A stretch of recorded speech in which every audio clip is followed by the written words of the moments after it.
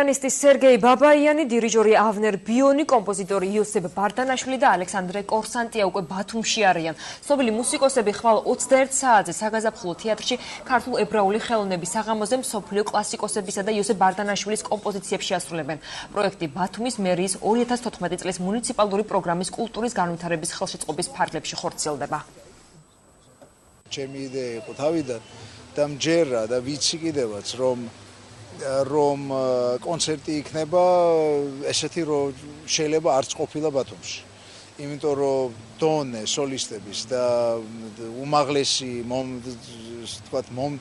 მომწიფრება მაგათი და სოფლიო ესე ვთქვათ ნიშნულობა მაგათი არის